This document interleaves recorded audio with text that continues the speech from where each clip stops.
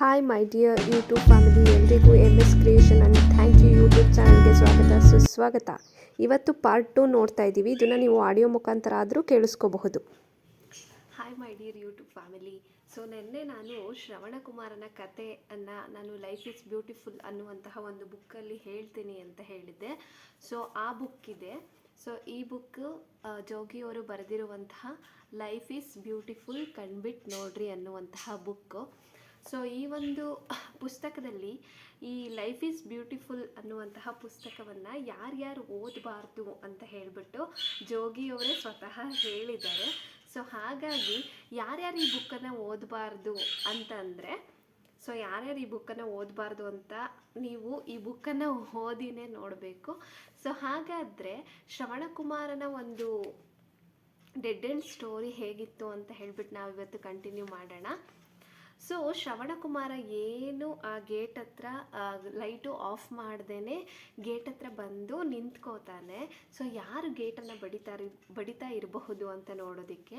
ಅದಾದಮೇಲೆ ಏನಾಗುತ್ತಪ್ಪ ಅಂತಂದರೆ, ಅವನು ನಿಂತ ಜಾಗದಿಂದ ಗೇಟು ಕಾಣಿಸುತ್ತಿರಲಿಲ್ಲ. ಗೇಟಿನ ಹತ್ತಿರ 2-3 ನಿಂತಂತಿತ್ತು. ಅವರ ಕಣ್ಣಿಗೆ ಕಾಣಿಸುತ್ತಿರಲಿಲ್ಲ. ಅವರ ನೆರಳು ಮಾತ್ರ ರಸ್ತೆಗೆ ಬಿದ್ದಿತ್ತು. ಒಬ್ಬ ತೆಳ್ಳಗಿದ್ದ, ಮತ್ತೊಬ್ಬ ಸಾಮಾನ್ಯ ದಪ್ಪಗಿದ್ದ, ಇನ್ನೊಬ್ಬ ತೀರಾ ದಪ್ಪಗಿದ್ದಂತಿತ್ತು. ಕೈಯಲ್ಲಿ ಏನನ್ನೋ ಹಿಡಿದುಕೊಂಡಂತಿತ್ತು.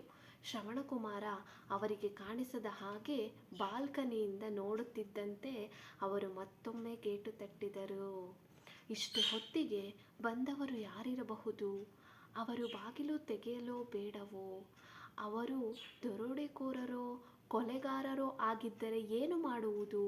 ಸುಮ್ಮನಿದ್ದರೆ ಅವರು ಹೊರಟು ಹೋಗಬಹುದಾ? ಹೋಗದೇ ಇದ್ದರೆ ಅವರು ಹೊರಟು ಹೋದರೂ ಅಪರಾತ್ರಿಯಲ್ಲಿ ಬಂದವರು ಯಾರು ಎಂಬ ಕುತೂಹಲದಿಂದ ನಿದ್ದೆ ಬರುತ್ತದೆಯೇ? ಖಂಡಿತ ಇಲ್ಲ. ಯಾರಂತ ನೋಡಿಬಿಡಬೇಕಾಗಿತ್ತು ಎಂಬುದು ತಲೆಯನ್ನು ಕೊರೆಯುತ್ತಲೇ ಇರುತ್ತದೆ. ಅದರ ಬದಲು ನೋಡಿಬಿಡುವುದೇ ವಾಸಿ. ಶ್ರವಣಕುಮಾರ ಸುತ್ತಲೂ ನೋಡಿದ. ಬೀದಿ ಅಷ್ಟೇನೂ ನಿರ್ಜನವಾಗಿರಲಿಲ್ಲ. 3ನೇ ಮನೆಯ ಕೇದಾರ ಯಾರ ಜೊತೆಗೋ ಫೋನಲ್ಲಿ ಮಾತಾಡುತ್ತಾ ಟೆರೆಸಿನಲ್ಲಿ ವಾಕಿಂಗ್ ಮಾಡುತ್ತಿದ್ದ. ಬೆಳಗ್ಗೆ ಎದ್ದು ರಂಗೋಲಿ ಹಾಕಲು ಸೋಮಾರಿತನ ಮಾಡುವ ನಿರ್ಮಲಾ ವರ್ಮಾ ಮನೆ ಮುಂದೆ ರಂಗೋಲಿ ಬಿಡುತ್ತಿದ್ದಳು. ಪಾನಿಪುರಿ ಗಾಡಿಯ ಪಳನಿಸ್ವಾಮಿ ಗಾಡಿ ತಳ್ಳಿಕೊಂಡು ರಸ್ತೆಯ ತುದಿಯಲ್ಲಿ ಬರುತ್ತಿದ್ದ. ಯಾರೆಂದು ನೋಡಿಯೇ ಬಿಡೋಣ. ತಲೆ ಹರಟೆಗಳಾದ್ರೇನು ಆಗಿದ್ದರೆ ಬೈದು ಅಟ್ಟಿದರಾಯಿತು. ನೆಂಟರೋ ಇಷ್ಟರೋ ಆಗಿದ್ದರೆ ಹೋಟೆಲಿಗೆ ಫೋನು ಮಾಡಿ ರೂಮು ಬುಕ್ ಮಾಡಿ ಕಳಿಸಿಕೊಟ್ಟರಾಯಿತು. ಇಷ್ಟು ಹೊತ್ತಿಗೆ ಮನೆಗೆ ಬಂದು ತೊಂದರೆ ಕೊಡಬಾರದು ಎಂದು ಪ್ರಜ್ಞೆ ಕೂಡ ಇಲ್ಲದವರ ಮಧ್ಯೆ ಬದುಕಬೇಕಾಗಿ ಬಂತಲ್ಲ ಅಂತ ಒಳಗೊಳಗೆ ಸಿಟ್ಟುಗೊಳ್ಳುತ್ತಲೇ ಶ್ರವಣಕುಮಾರ ಕೆಳಗಿಳಿದು ಬಂದು ಬಾಗಿಲು ತೆರೆದ. ಸೊ ಹಾಗಾದರೆ ಮುಂದೆ ಏನಾಯಿತು? ಗೇಟ್ ಹತ್ರ ಬಂದಿದ್ದಂತಹ ಆ 3 ಜನ ಯಾರು?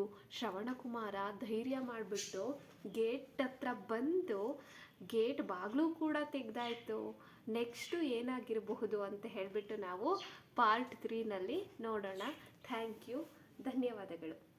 ನೆಕ್ಸ್ಟ್ ಬರುವಂತಹ ಪಾರ್ಟ್ 3 ವಿಡಿಯೋಗೆ ನೀವೆಲ್ಲರೂ ಕಾಯ್ತಾ ಇರ್ತೀರಾ ಅಂತ ಅನ್ಕೋತೀನಿ. ಯಾಕಂದರೆ ಅಷ್ಟು ಕ್ಯೂರಿಯಸ್ ಆಗಿದೆ ಈ ಒಂದು ಸ್ಟೋರಿ. ಸೊ ಹಾಗಾದರೆ ಈ ವಿಡಿಯೋ ನಿಮಗೆ ಇಷ್ಟ ಆಗಿದ್ದರೆ ನೀವು ಲೈಕ್, ಶೇರ್ ಆ್ಯಂಡ್ ಸಬ್ಸ್ಕ್ರೈಬ್ ಮಾಡ್ಕೊಳ್ತಾ ಹೀಗೆ ಸಪೋರ್ಟ್ ಮಾಡ್ತಾಯಿರಿ. ನೆಕ್ಸ್ಟ್ ನಾವು ಪಾರ್ಟ್ 3 ವಿಡಿಯೋನ ನೋಡೋಣ.